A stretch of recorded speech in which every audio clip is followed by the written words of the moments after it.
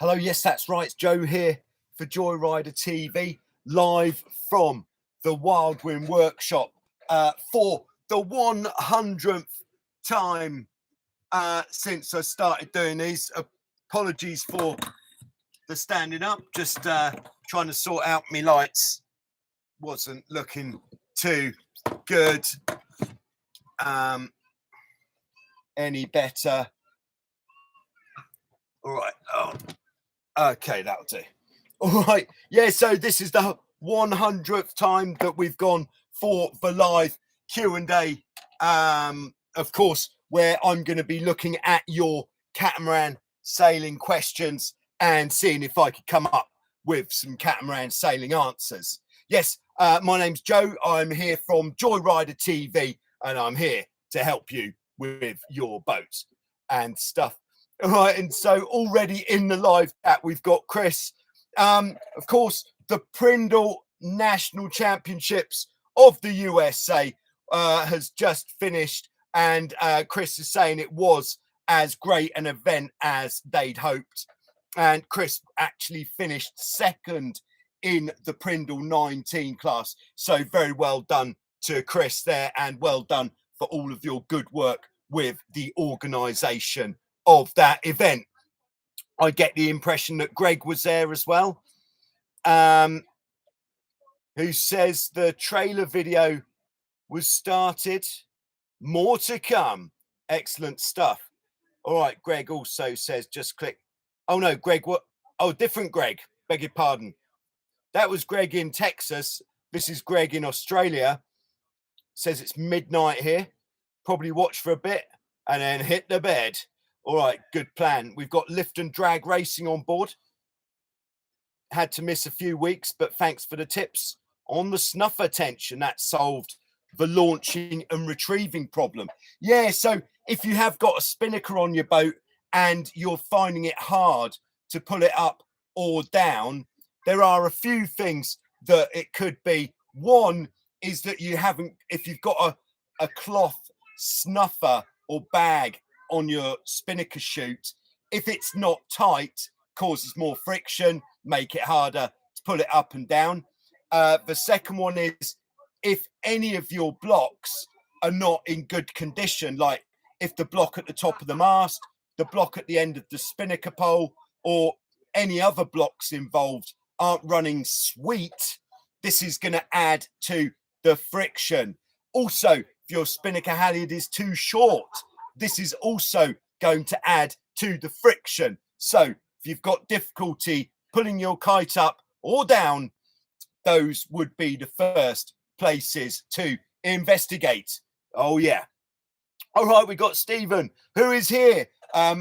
It's very nice when these people who are often commenting or in the live chat or on the videos actually turn up here at Wildwind Sailing Holidays in Greece. Very nice to have you with us, Stephen. All right, we've got Michael tuning in from Washington, USA. Great to have you on board.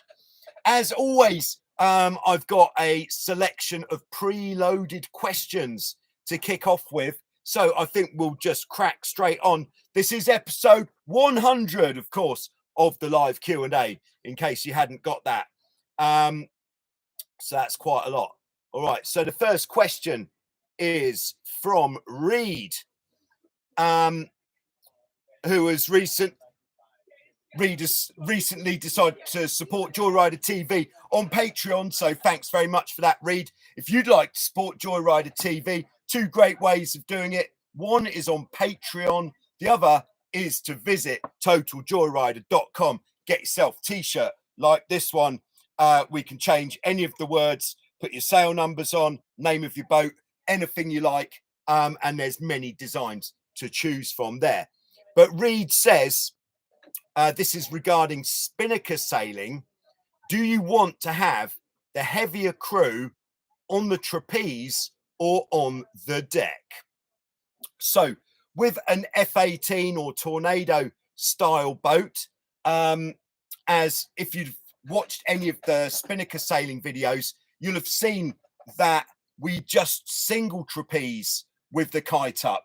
So who should it be on the trapeze. Perhaps if you've got a team where it's a very equal team, where you do swap around between who helms, who crews, then what we want to achieve when we're flying the spinnaker is we want to get the windward hull out of the water.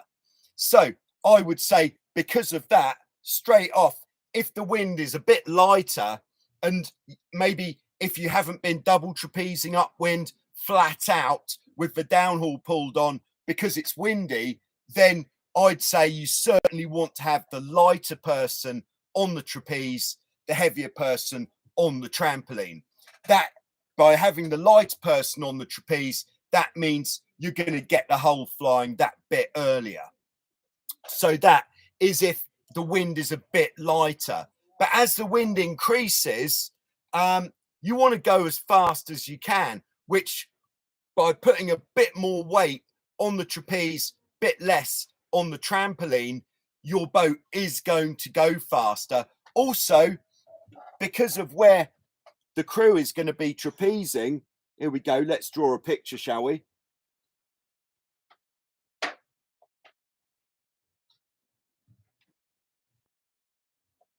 Here we go. There we go. Front beam, back beam, mast.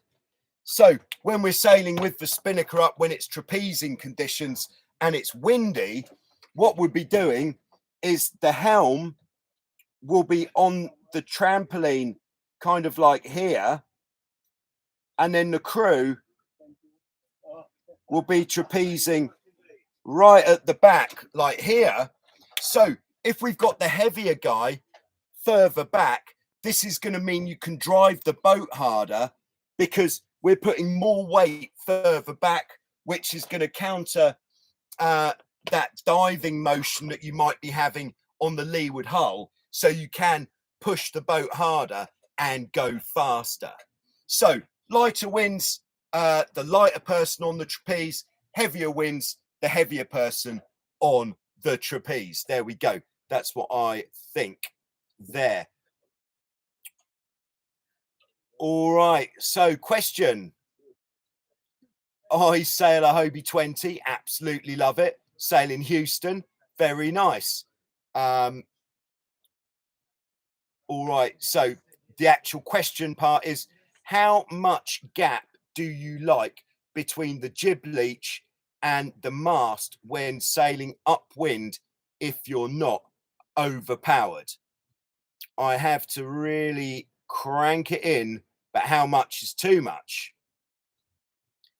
Just continuing here on the Hobie 20, I can really bring the jib block to the close of the center of the boat when sheeting the jib in.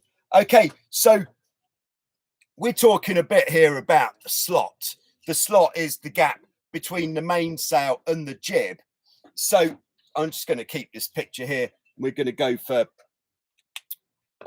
these sails here. So we're talking light winds. Hold on. I've got a...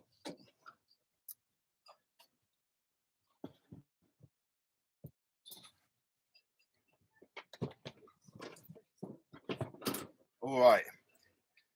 So if this is our mainsail, then what we want to make sure is that we haven't got the jib car so far in that we're going to be backwinding the mainsail or sending the airflow directly on to the back of the sail like this.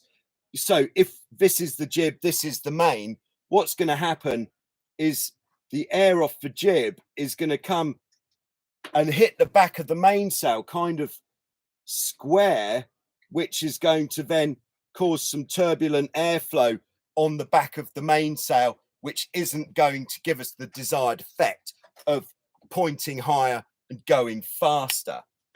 So what we want is to have that slot between the mainsail and the jib even, like an even gap, so the airflow coming off the jib just carries on and flows around the back of the mainsail nicely. Now, how can you achieve that? Very good question. One thing you can look at on most classes is they're all pretty similar, but if you how can I draw this? What we want is, if we look up, we'll see the spreader. Just try to think how we're going to draw this.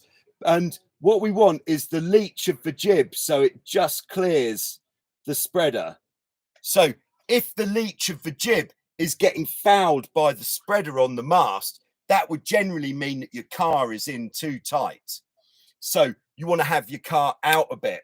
But I would say never have the car more, well, kind of depends on the range of your movement on the jib car, but you never want to have it more than kind of halfway between the outside of the beam and the mast. You don't really want to have it much closer in than that. Of course, this will differ from class to class, but I'd say on the Hobie 20, don't have it much further inside than there.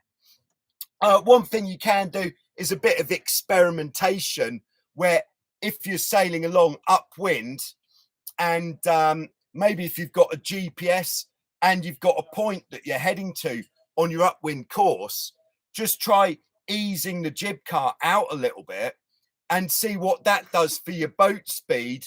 And what happens is, if you get more boat speed, you'll actually be able to point higher because your foils will be working better. So as well as the jib car, you've got your jib sheet tension.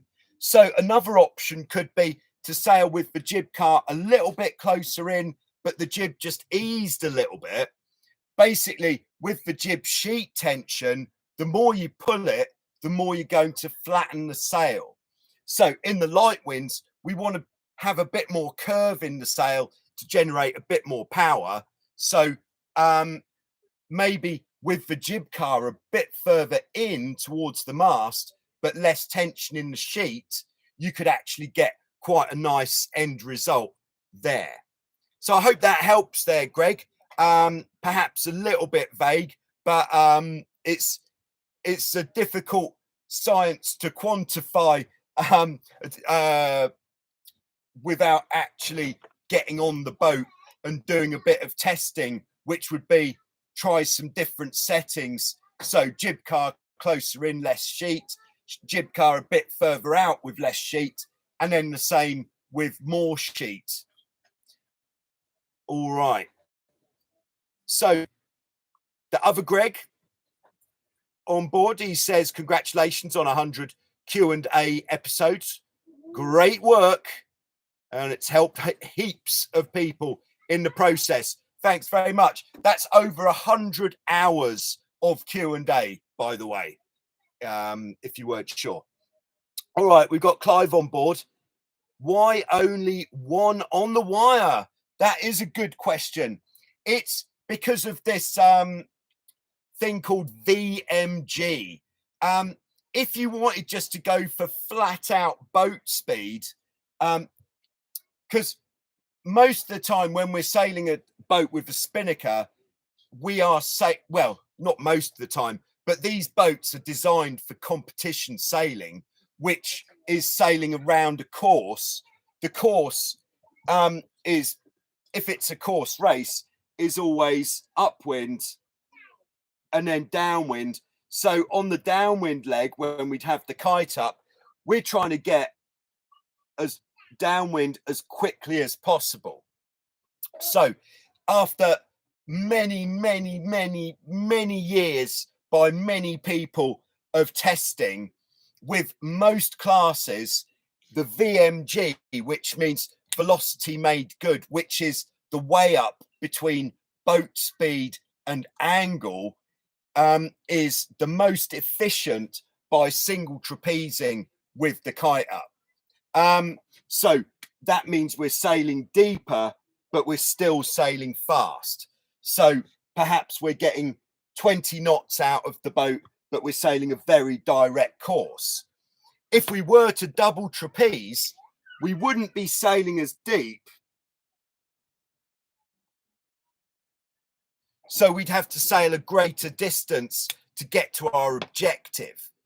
And then when you're loading the boat up more by double trapezing, yes, there is an increased amount of risk of sticking the nose in, of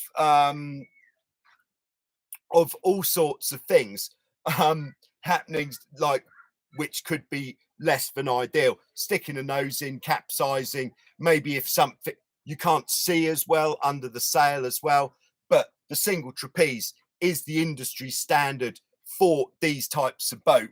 The differences come on the foiling boats like NACRA 17, where it's now accepted that the VMG is best if you double trapeze downwind. But also on the foiling boats, they're double trapezing because when you're on the trapeze, you've got much more freedom of movement forwards and backwards on the side of the boat, which is much more necessary on the foiling boats. So there you go. That's what I reckon anyway. So we've got Laura on board at Fleet 240 Santa Cruz. Hello.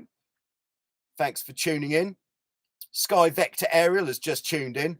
At what point is the boat moving fastest? With one hull partially out of the water or completely out? All right. Yeah, so the fastest, in my experience, this is the fastest speed that you can get from a boat, a catamaran, which seems to be our topic of discussion here, is we're gonna start off sailing on a beam reach. So here's the wind. And then what we're going to be doing is transferring heeling power, like the hull flying, the power that is allowing us to fly the hull into more boat speed. So if we want to go as fast as possible, every time the hull lifts, we're going to take the boat a little bit further downwind. And then if we can get onto this course and we've still got the hull lifted, we'll go a bit further downwind. If we're on this course, hull still lifted, we'll go a little bit further downwind. But we will get to a point where we start losing power if we go too deep. So it depends on how big the gust is. Now, when I say hull lifted, what we're looking for this ultimate speed does depend a bit on the type of boat, but generally with the hull pretty much clear of the water, so that the windward hull, I'd say, isn't even touching the water, but to keep it there is quite an art form, because that's quite a critical angle that we're talking about. So you've got like the tip of the windward rudder blade just in the water, or occasionally just licking the top of the chop. That is what I would say. But if the boat is flat, it's not going to be as quick. You've got more friction. If the boat is heeled up a lot, it's not going to be as quick because the boat's going to be sliding sideways too much. Thanks for your question. It was a good one. All right. We've got Clive on board, who's sailing an FX1, one up, and says the slowest point of sail is the beam reach. That's when the darts catch me up. Is there anything that I could try? I'd say if it was a light wind, so definitely not trapezing conditions, you could try flying the spinnaker on the beam reach. If your spinnaker is flat enough to fly on the beam reach, then that should give you the edge against the darts. I'm assuming you're talking dart 18s. Also, I don't know what you have tried, but I could say lift the dagger boards a little bit, so there's about this much above the deck. And then the only other thing you could try is different, depending on the wind strength, different traveller and main sheet positions. You generally, if it's trapezing and you're beam reaching, you want to be sailing with the main sheet fairly tight, So if with the Traveller Central, you can't keep the main sheet tight, then ease the Traveller out a little bit. So then you could get more tension in the main sheet. That's going to give you more control and you're going to be able to push the boat harder. Of course, on the trapeze, you want to get further back so you're not catching the bows in the water as well. That's going to help you to go quicker as well. But yeah, unfortunately, the FX1 isn't a massively quick boat on the beam reach unless you do have the ability to fly the spinnaker, maybe go a bit deeper if that's possible. So if you're on the race course and say you've got a reaching leg which takes you from here to here, what you could do, all the Dart 18s taking a straight line, lovely. You could start off by sailing a bit higher and then deploy the spinnaker and boom for the slightly lighter winds. Of course, if it gets stronger, the ability to do this will very much depend on your boat handling skills and how practiced you are at putting the spinnaker up in the stronger winds. This would be good on a longer leg, but if it, or on a leg where the next one you start coming downwind, so then your spinnaker's already up by the time you get to the mark. All right. Thank you for your question, Clive. I hope that was helpful. All right. We've got Michael on board. Hi, Michael. Any additional in-depth instructions on installing the spinnaker kit, either on paper or video? Hobie 16s. The instructions provided were ridiculous. Watched your videos. Want to get it right first time. Yeah. Yeah, so we could actually combine this a little bit with a question that I've got in the preloaded, which is from, hold on. All right, this is from Elagumi 1635, who asks, is the Tornado compatible with an F18 bowsprit or maybe NACRA 20? Where can you find a spinnaker pole? Okay, so this is something I've just learned, but I thought I knew it already. Is firstly, spinnaker pole length. If you need to know how long your spinnaker pole wants to be, here is the boat, there's your front beam. The spinnaker pole on all types of boat, this sounds like, how can this be true? But it is. I've actually been out doing some measuring. The spinnaker pole should extend 80 centimeters further forwards from the furthest point of the bow. So this means that the actual lengths are on a F18, it's 3 meters 50, and on a Tornado it's 4 meters because of the position of the front beam and how far that will take you to that 80 centimeters mark. But that will be the same for the Hobie 16 as well. So if you're trying to totally make the spinnaker kit yourself for a 16, then that will be the length of the spinnaker pole. But it's not the length of the spinnaker pole with it flat like this. It's with it lifted. So how high would it be lifted? If we've got our bridle wires like this at the front of the boat, the spinnaker pole would generally be about, what would it generally be? About 30, 20, let's say 20 centimeters below the bridle wires at the bridle wires, if that makes sense. So that would be about 20 centimeters there. So you could just try it with just a length of something, or maybe if you get hold of a windsurfing mast, just to get that distance, get the other end up against the front beam, and then measure, find out how long it actually is in distance by measuring it when it's at that height. I think that would be the first step to getting your spinnaker pole in the right kind of arena. So where to source a spinnaker pole?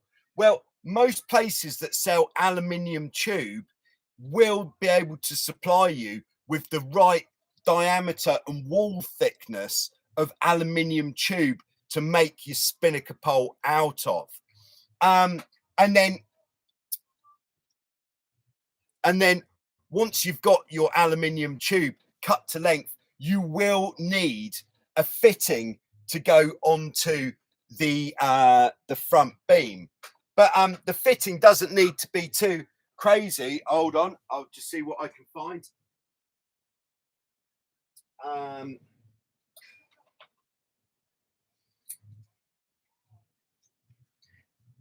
Okay, so actually on the C2 from Good Old Design, it just uses a fitting like this. This is a tiller extension fitting, and this gets attached. This is attached to the front beam, and then the end of the pole will go over this, and then it's drilled and bolted to go through here. The spinnaker pole doesn't move at all, so that is absolutely fine as a fitting to attach your pole to the front beam. So that's part one achieved. The wires that we want to attach, we'll have two lots of wires. So if we look from above, so here's the holes like this, looking from above, then we're going to have two sets of wires supporting the holes from the end, and we're going to go to the fittings where the bridle wires attach. So that's pretty straightforward, both sides obviously.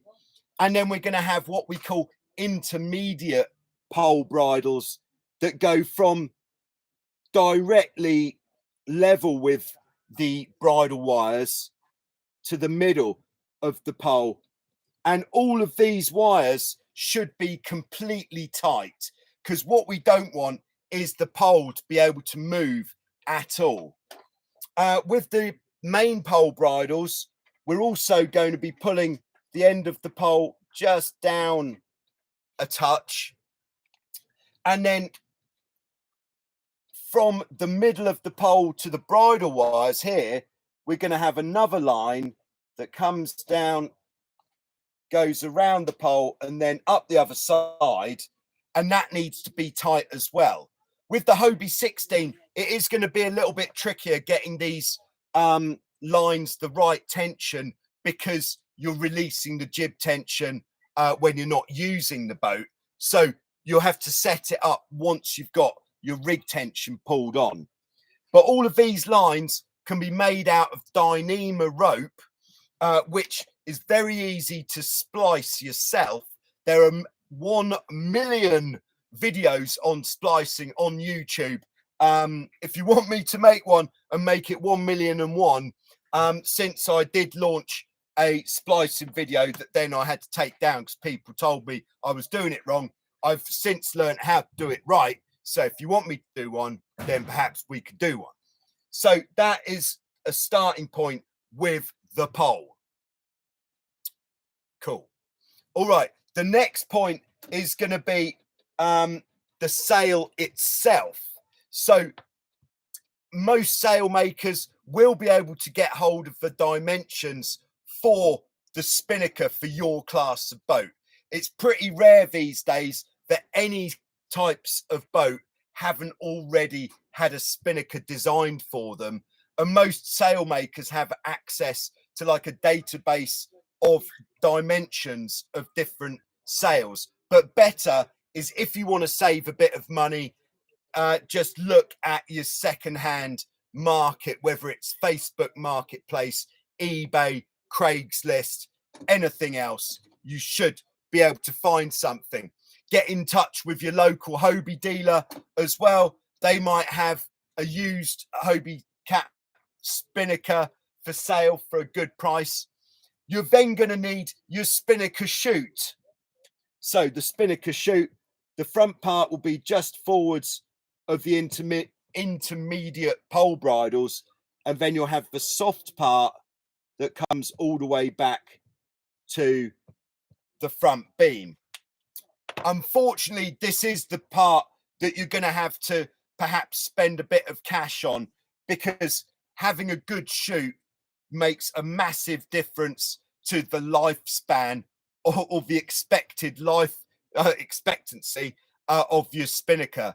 If you have a bad chute, your spinnaker's not going to last very long. There we are. And then once you've got all that in place, it's just a question of fitting the blocks. Unfortunately, I don't have the measurement from the top of the mast for the 16 of where that block would go. Fitting the blocks, and then you're pretty much there. And then you'll need to get a spinnaker halyard, which I'm guessing for a 16 would want to be something like 18 meters. But again, this information you'll be able to find online. There's a very good resource for rope lengths in the UK, and that's called sailingchandlery.co.uk, where they have the rope lengths and diameters for every single class of boat, pretty much, give or take some of them. So there we go. I hope that helps there. All right. So where were we? All right. Yeah. So I'm going to crack on. We've got Jeffrey on board. Thanks. Says congratulations on 100 hours of live Q&A. Yeah, it does feel like 100 hours as well. All right. So Greg says, when you're out on the water, what watch do you use for your speed recording, and do you need to download an app on the watch at all? Yeah, I use the Locosys GW60. There are so many different GPS watches to choose from, but because the range, the choice was pretty bamboozling, to be honest. So I Googled it. I Google a lot of things, and the Locosys is the GPS watch, which is the official speed watch of the Windsurfing Speed Sailing Association. So I thought, if it's good enough for them, it's good enough for me. And it is very good. It does what you want. It also gives you stats. Everybody loves stats. So as well as your top speed, it will also say what your top speed for 2 seconds, 5 seconds, 10 seconds, 100 meters, 250 meters, 500 meters, all the stats that you could possibly want. I don't actually use an app for it. I just take the data off the watch, but you can download an app to put the information onto your computer if you so wish. All right. Right. Next question is from Stephen, who's racing a Hobie 16.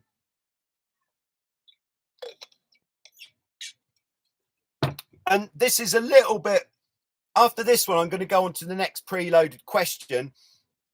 Stephen asks, on a windward leeward course, jib traveller position, upwind in 10 to 15 knots of wind. Yeah, it does kind of depend a bit on your crew weight.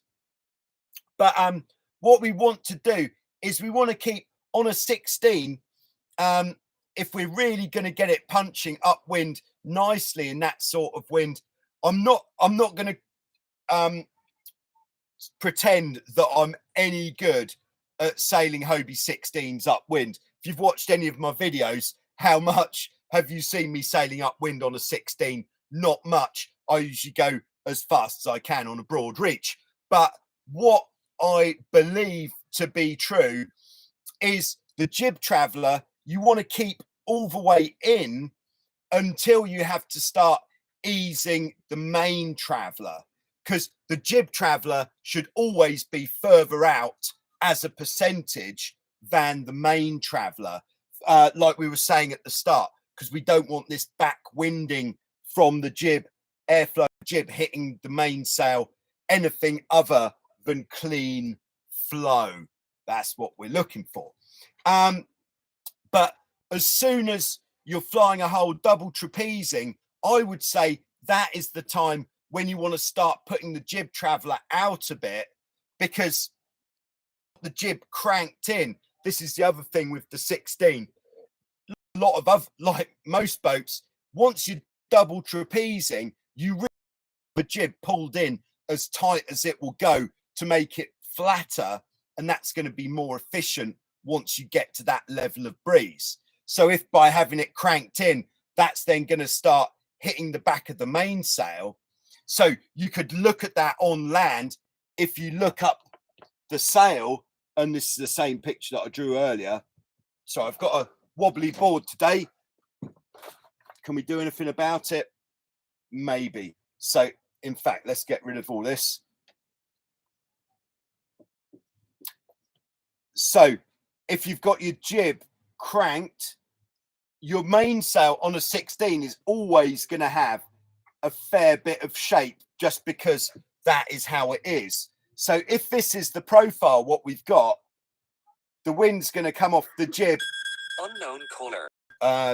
Unknown caller's not going to get a response just now. And then we're going to get this. So when the wind's a bit lighter, we're not going to have as much sheet on. So we will be able to keep that cranked in. But as soon as it gets windy enough to trapeze, put the jib traveller out a bit so that we've got this nice airflow. And then once you have to let any main traveller at all, then release, I would go jib traveller all the way out, sheet cranked in. There we go. All right. All right. And the other part on this jib traveller position question, and this came in from Stephen and from Brian in response to a video that I put on a few days ago. They said your mainsail is centered, so why is your jib traveled out so far? You are likely to be losing power from the jib. Well, that was actually the intention. If I'm either sailing single-handed, or if I'm sailing with somebody that perhaps I don't have so much confidence that they'd be able to release the jib in a gust, then I want the jib to be out a little bit more than optimal, so that because when it's getting windy, the jib can capsize you. Don't want that. So yeah, why have the jib traveller out? It's again exactly the same thing, so that we're not going to be backwinding the mainsail, and it's just a much more efficient way, so that we can have more jib sheet on, flatter sail for upwind, and then when we're reaching, it really doesn't make much difference. We'll just have the jib out a little bit anyway. And yeah, that's about the size of why that is. It's just a means of not backwinding the mainsail and capsize prevention. There we go. All right. Here's the other Greg. I believe this is Texas Greg with another question. When sailing the Hobie 20 downwind, prefer dagger boards all the way, windward rudder up, got smoked by another Hobie 20 the other way. Ouch. Oh, Stephen then responds to this immediately. Windward rudder always up or you will get killed. Boards halfway up. Well, I didn't know that you'd get killed if you didn't lift your windward rudder. But I get the impression Stephen has got more Hobie 20 experience than I have. So I would go with that, Greg. There we go. And Wild Thing the Hobie 20. If you're not aware of the wild thing, this was a technique used before the days where the asymmetric spinnaker on a catamaran became commonplace. And what we do is we'd put the crew on the leeward side, on the downwind leg, and then we just tease the boat, very much similar to the sailing with a spinnaker technique. We'd bring the boat up a little bit to get the windward hull to lift, and then we'd start taking the boat downwind as much as we can, keeping that windward hull in the air. All right, we've got Frank on board in Ontario, Canada, I believe. Hi, Frank. Nice to hear from you. All right. So Clive asks, what is the loop for on the stern of a Hobie Cat? Is it for a writing line? Depends what loop you're talking about. So you'll have to come back with a bit more information on that. Is it a piece of rope that goes from the back of the boat to the pylon? If it is, that's for the crew to hold on to when things are getting a little bit white knuckle. There we go. All right. Scott has got a juicy question here. Hello, Scott. Any tips on sealing the mast of a Hobie 16?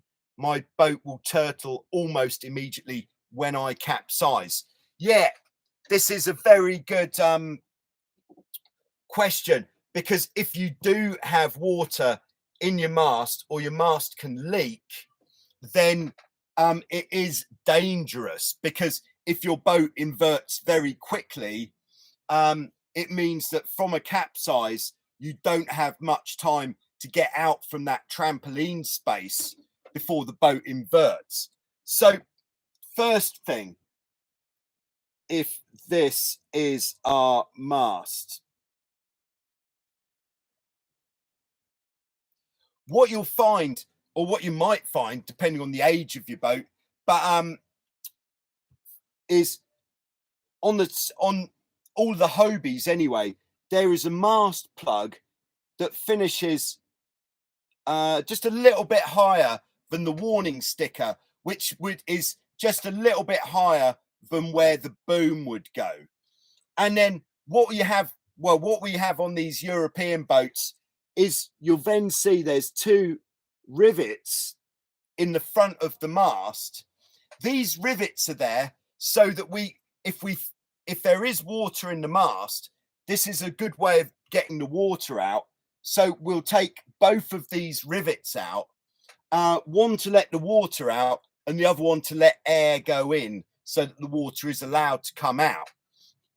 So that's what we need to do first, is we need to gauge if there is water in the mast. So one of the easiest ways to do this, although time consuming, is to drop your mast, take it off the boat, and just with somebody else lift one end, lift the other end, and listen for the water. So if there is water in the mast, the first thing we need to do is get it out by making a hole in the mast like this. Once that water is out, we of course need to close these holes. So when we're closing the holes, two ways that we can do it. If they're just holes like this, which don't actually hold any fittings, we can use like an epoxy paste.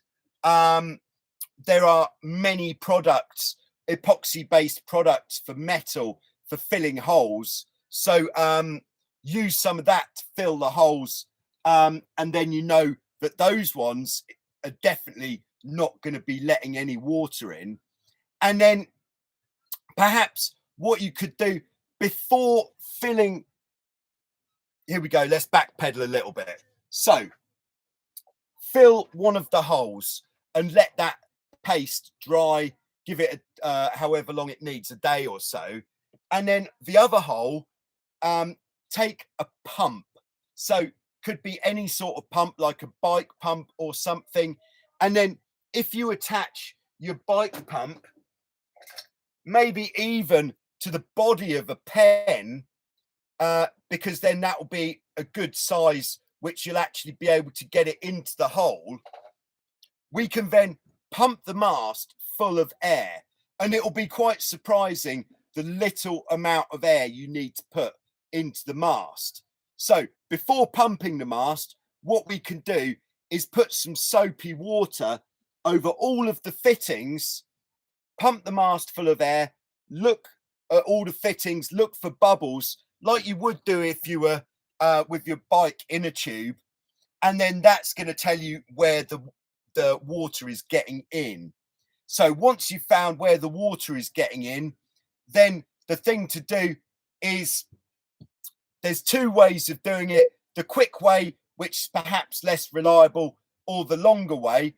The less reliable way is just to take some sealant like this. This is the Sikaflex 291i. Very good stuff, very juicy. And just cover the fitting with sealant, and that the sealant will form like a rubber cap over the fitting. But that's the quick way to do it. The better way to do it is to take the rivet out which is leaking and then replacing the rivet. But what we want to do before we put the rivet in is we want to put in a rivet cap. All right, can you bear with me a sec? I think you can. I think you're gonna. All right, here we go.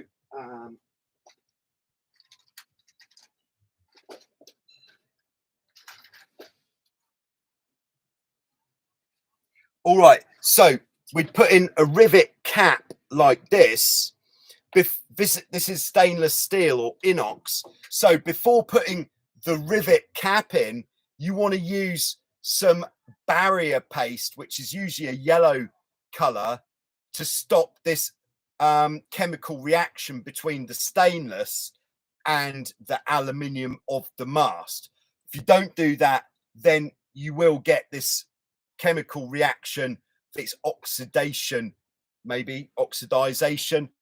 And then once you got the cap in, put the fitting on top, and then the rivet goes inside, and that is how to seal those holes in the mast. There we go. All right, so we're now at 47 minutes. Gonna have to say no further questions in the live chat, please. And in fact, I'm just going to take a short commercial break.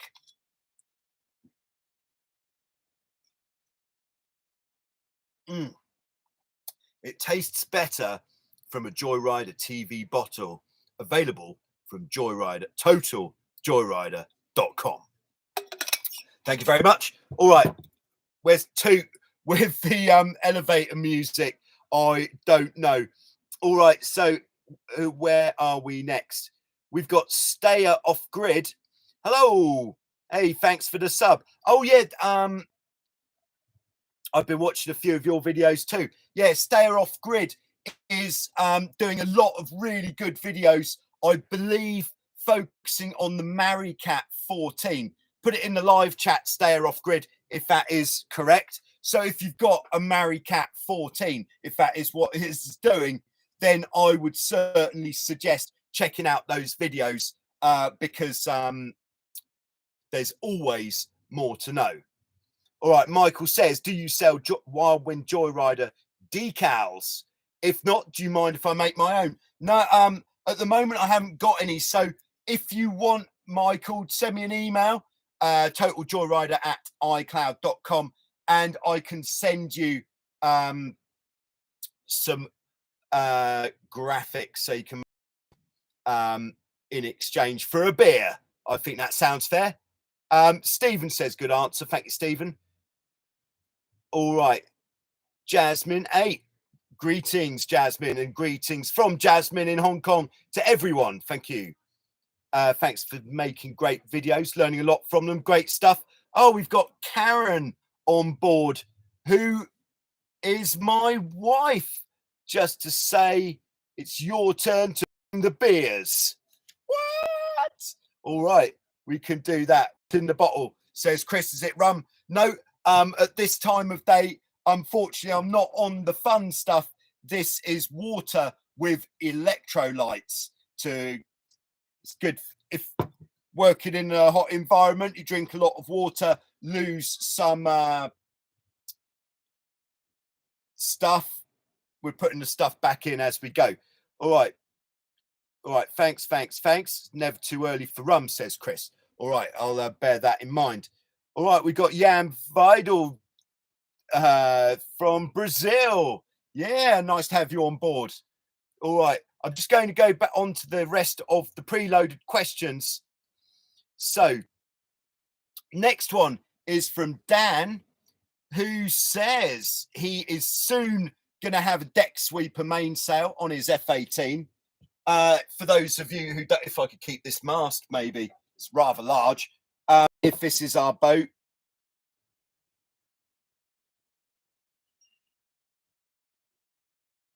and we'd probably have a dagger board. The deck sweeper mainsail is the new style of mainsail on the F-18 boats, especially also on the A-class boats. And it's making the most of the class rules. And so we have the sail. This is, oh my word, that's terrible. All right, this isn't to scale. And the deck sweeper sail actually comes all the way down to the trampoline, which generally is, it's basically putting sail all the way along the length of the mast, because the class rules say how long your mast has to be and what your sail area has to be. So by having the deck sweeper sail, it means we're using the whole mast. So, and we're bringing the center of effort of the sail lower down, which when we've got a lower down center of effort on the sail, it means when we get more wind, the sail isn't trying to make us fly the hull as much, but instead we're getting more forwards drive. If you imagine if we had a massive amount of power at the top here, it would be like having a shape like this, very top heavy, so it's more likely to fly a hull. Whereas if we've got a shape like this, less top heavy, which means we're going to go faster in, and it's not just in the heavy winds. Yes, it will make the boat more manageable when it's windy, because that low center of effort is going to mean we've got less pressure at the top. This writing also will go for off the wind legs, like reaching. If we've got a load up there, it's also going to be driving the bows down more. So faster and faster, and a bit faster there too. So there we go. Dan. Yeah. I've heard that mast rake is more and spreader rake is less. For that, you would have to check the specific class rigging guide for the type of boat that you're putting the deck sweeper on. But yeah, I couldn't answer that part of your question without making it up, so I'm not going to do that just now. All right. So this is from Dejan, who says, do you know a good way to find leaks in your Hobie 16 holes? Got a small leak somewhere, need to be able to locate it. The most likely place where your boat is going to be leaking is somewhere in or around the bung fitting.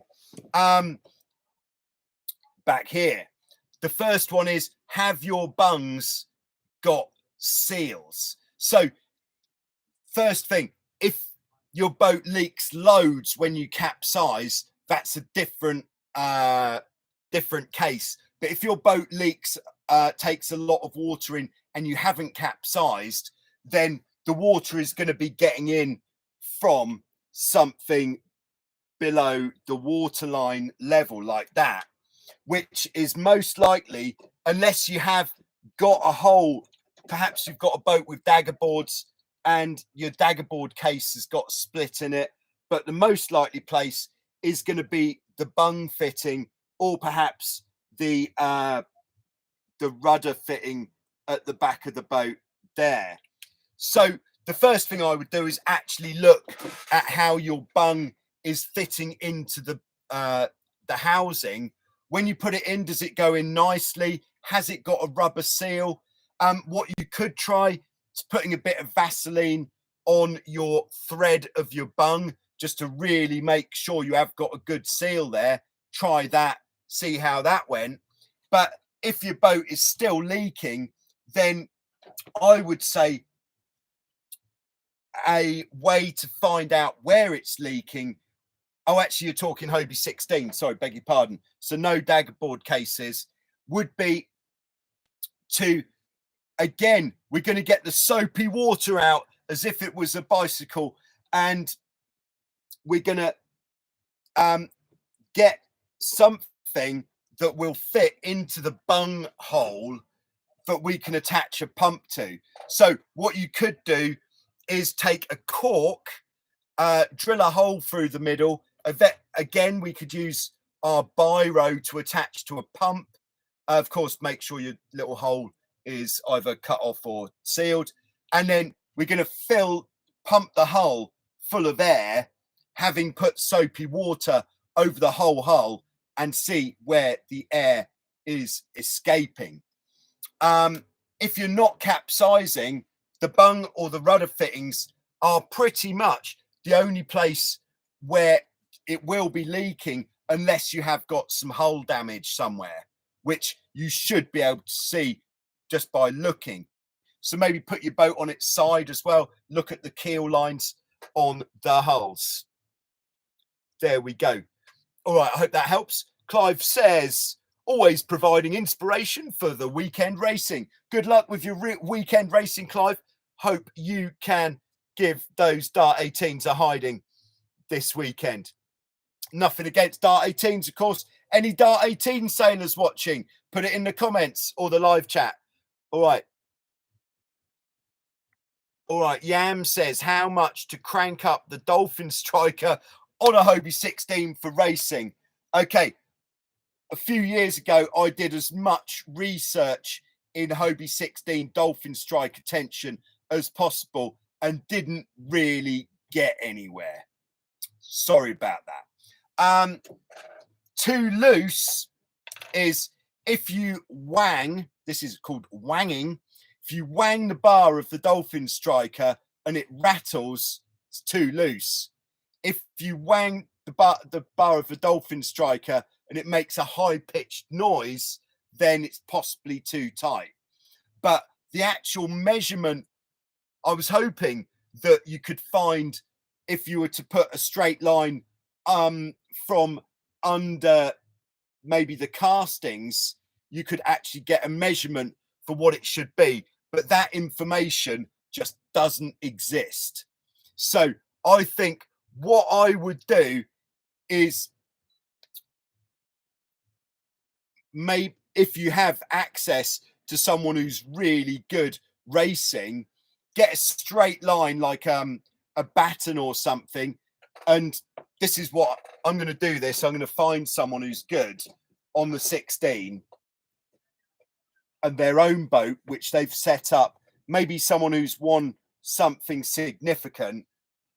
And so we've got the castings on the beam, and then the beam attaches to the castings like that. And then we've got our Dolphin striker. So what I would do to measure it, because I did talk a while back to Gavin Colby, who is an ex-Hobie 16 world champion, and the measurements that he gave me were basically between the rudder pins and between the bow tangs, and what the difference should be. But all of our boats were so different to the measurements that he gave me that I couldn't use them, because I'm thinking maybe it's a European and he's Australian. So I would like to do, have I? No, I have not. All right, is take a straight line like a baton and put it between the bottoms of the castings And then at the center of the beam, take this measurement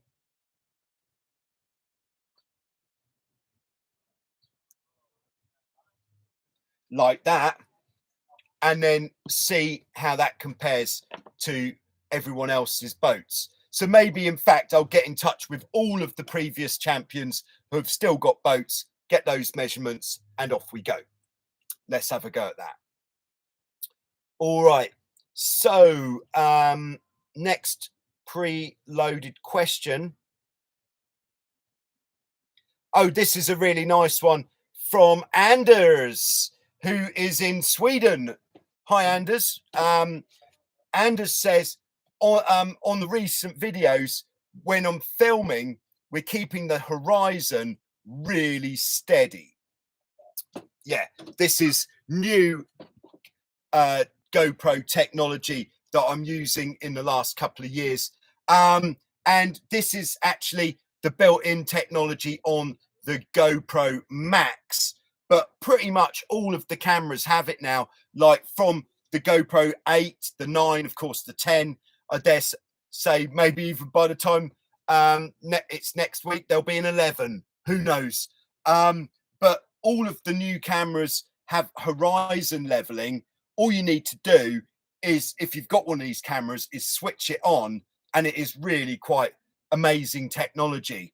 Like 5 years ago, when I made the how to fly a hull video, this was at the time the best video I'd ever made, because I actually used a stabilizing gimbal, a piece that I bought, which had a motor, and it kept the camera completely level at all times. That's now completely unnecessary. So well done, technology.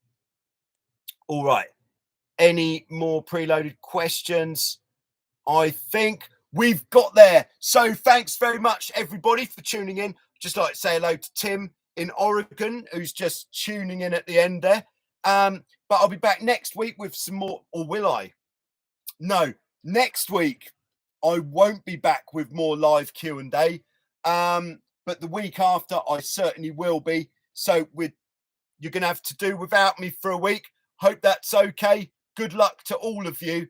But thanks for tuning in. Thanks for supporting Joyrider TV. And there we go. Have a great weekend. Hopefully, I'll have Show Us Your Cat ready for Sunday. But once again, it's been a little bit busy on the beach here at Wildwind Sailing Holidays. But we'll do what we can.